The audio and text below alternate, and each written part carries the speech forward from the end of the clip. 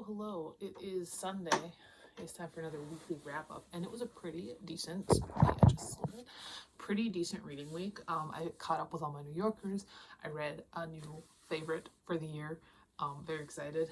And I did get a handful of books as well. So I mean, let's grade there. But let's talk. Let's talk. So first up, I did read the November 25th New Yorker for this year, and in this one, I give this one a 3 out of 5. A Long Way Home is David Sedaris, who is a classic in a way, modern classic kind of culture writer. So that was pretty good.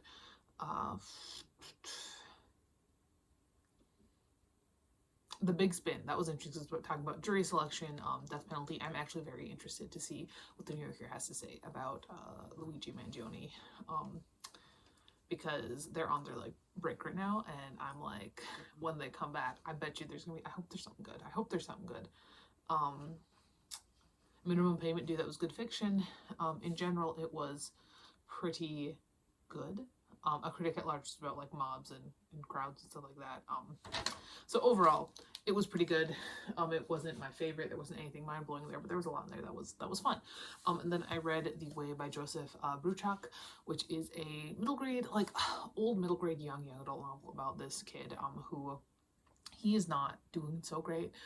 He's skinny and undersized and awkward, and he doesn't feel like he really belongs anywhere, and he feels like he's really just kind of there to get pushed around constantly. And he is a native kid. He lives, in school like on a reservation. I didn't realize that before I went in. I knew the others from Minnesota, and then I started talking. I was like, hey, wait a second. And so that was interesting, because we had a lot of stuff in there that did pertain to native practices.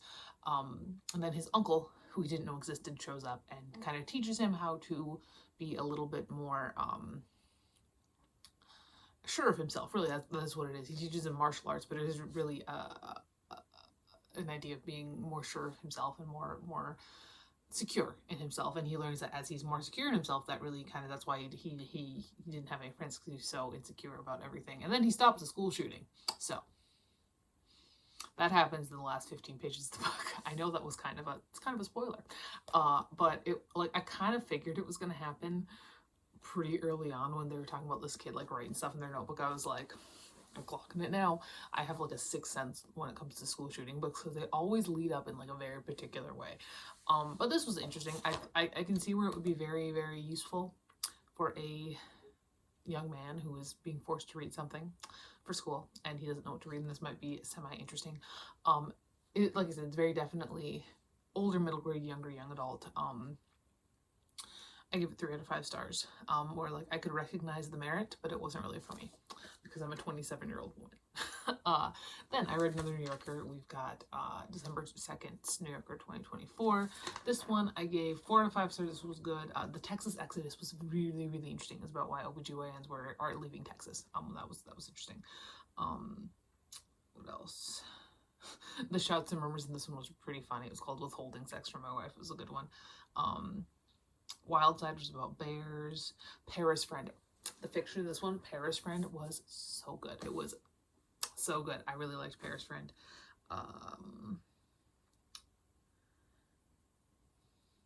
That was really what it was. Yeah. 4 out of 5 stars. It was a good one. And then I finished up a book I'd been reading for a while. This was a book that one of my 5th graders loaned me that she stole from her mother. And she was like, read this book that I took from my mother. I was like, sure, whatever. And that is Reconstruction by McCarran. This is another shooting book. Look at that. It follows this group of people. Basically, the rough plot summary is that one morning a gunman enters a primary school and starts taking hostages. And it's very like spy, espionage. This guy is real wordy. Like, I'm talking Charles Dickens Jr. over here. He's also a Brit, and I sometimes have issues with the Brits. I really do. Classic British literature is not my thing, and I just, this guy was taking some inspiration from the classics, which I'm not really a big fan of. And overall, it took me so long to read that I kind of forgot what was going on by the time I finished it. I ended up giving it, I think, 2 out of 5 stars. It was fine. It was not good. I didn't really like it. And then I read one is probably one of my favorite books of the year. Not my favorite, but it's definitely going to be in my top 10. And I made the grave mistake of reading another fantasy after this one, a fantasy that was not quite so serious, and I'm just like, this I think ruined that fantasy book for me, like Exquisite Corpses ruined all cannibalism books for me, and that is I read The Poppy War by R.F. Kuang for the first time. I read Babel last year, I think. Did it come out last year? I don't know. I read it sometime. It was really good. But The Poppy War was better than Babel. Oh my god, I cannot believe this is her fucking debut. This is her debut. She was like 20 when she wrote this. Like, are you kidding me? Anyway, The Poppy War. It is a very historical based fantasy, talking about basically like a Japanese invasion of China, basically, is what it is, except for it's a fantasy world and there's like magic and stuff. We follow Rin, who is a young war orphan who, to get out of an arranged marriage, she takes this massive like military test and gets into the most prestigious military academy ever. And so like the first third of the book is really her at this military academy, and it's really interesting, it's really fun, and you really get to know everybody and you get to know the world, and it's really fun. And then you get the horrors of war, and it is fucking bleak, man. Oh my god. Like, I wasn't prepared for this, and I wasn't expecting this. I think a lot of the times when we read fantasy, unless it's explicitly stated to be grimdark fantasy, we don't expect stuff like this. And even when it does have stuff like this, it's not shown in such a raw and emotional way like it should be. It should be shown in such a raw and emotional, like, oh my god, hello, are you good? Rebecca, are you okay? It was really good. It was fun, good. And I have this beautiful special edition that I got at Barnes & Noble. I got it on sale. It was on sale like 30% off, which is great because it's $45. And it's just, it's beautiful and I love it. Unfortunately, that means I'm going to have to pre-order the special edition of the second book. So that comes out in June. And I have to wait until June to read it. But just the side characters, man, the side characters and just the writing. Like, I enjoyed Babel. Babel was a good time. This is something else entirely, man. Like, so there's that. Then I watched an old home video, and that's Missouri Vacation. So this is, I just wanted to mention it because I did watch it. It's just our Missouri Vacation from 2001. I was going on for. We went to Missouri. I watched it. So you can go right there, Missouri Vacation. And then I did also read the December 9th Miracle, which does catch me up. This one was pretty meh, honestly. Like, it was completely middle of the road. The Choosing Ones was probably the most interesting one. It was about a Korean American woman who's converted to Judaism. But there was that. So this is what I read and watched this past week. Out of all of this, I mean, this isn't mine.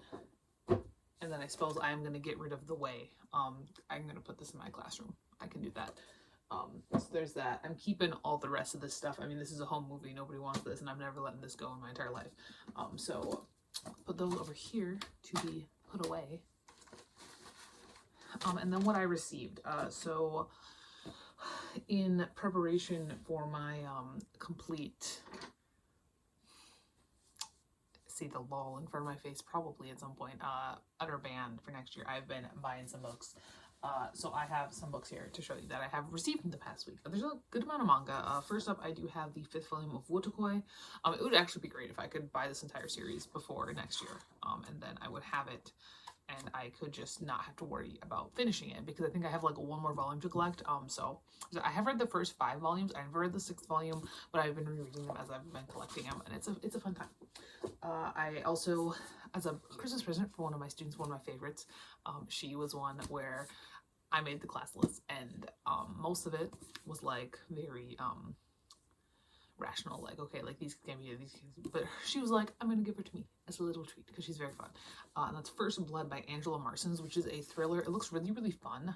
It is like they find like the body of a young man in like a secluded woodland area, which is interesting because a lot of the times when we have dead young people, they're generally women. So it is interesting to have a book where the premise is that serial killers killing boys. We got a Gacy on our hands. Fun times. Excited. Okay, so this next one was for my Secret Santa at school, and then I saw it had an ISBN, so I'm like, fuck that, I'm counting it. And that is this It horror movie poster set. It's on the book wall spreadsheet. And then I have been really into emo recently. recently, like, this hasn't been a revival of my 2010 self for the past several years. Like, I'm wearing, underneath this, I got myself an Under Oath shirt.